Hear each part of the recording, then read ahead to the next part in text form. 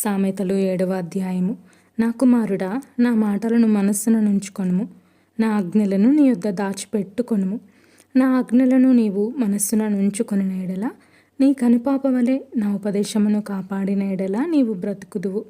నీ వ్రేళ్లకు వాటిని కట్టుకొనుము, నీ హృదయమును పలక మీద వాటిని వ్రాసుకొనుము.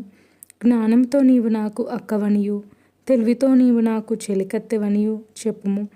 అవి నీవు జారస్త్రీ యొద్దకు పోకుండాను, ఇచ్చకములాడు పరస్త్రీకి లోబడకుండాను నిన్ను కాపాడును. నా ఇంటి కిటికీలో నుండి, నా అల్లిక కిటికీలో నుండి నేను పారజూడగా, జ్ఞానం లేని వారి మధ్యను, యవ్వనుల మధ్యను బుద్ధి లేని పడుచువాడొకడు నాకు కనబడెను. సంధ్యవేళ ప్రొద్దుగుంకిన తరువాత చిమ్మ చీకటి గల రాత్రివేళ వాడు జారస్త్రీ సందు దగ్గరనున్న వీధిలో తిరుగుచుండెను.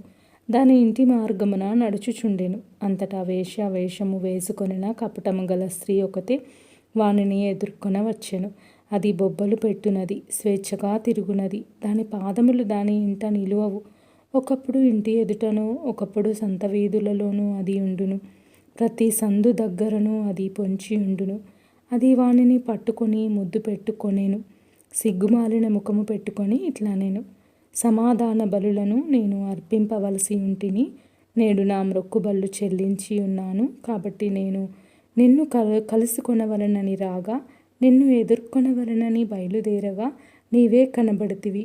నా మంచము మీద రత్న కంబళ్లను, ఐగుప్తు నుండి వచ్చు విచిత్రపు పనిగల నార దుప్పట్లను నేను పరచి ఉన్నాను.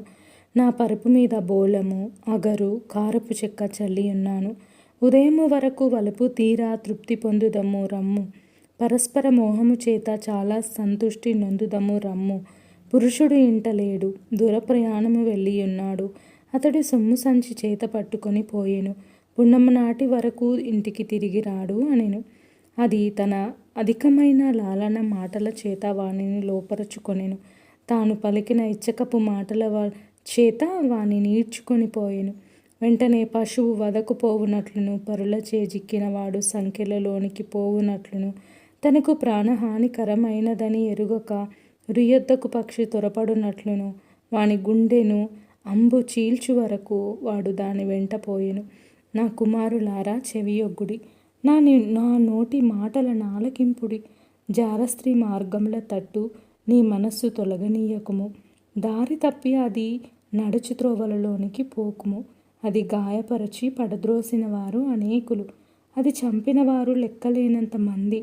దాని ఇల్లు పాతాళమునకు పోవు మార్గము, ఆ మార్గము మరణశాలలకు దిగిపోవును.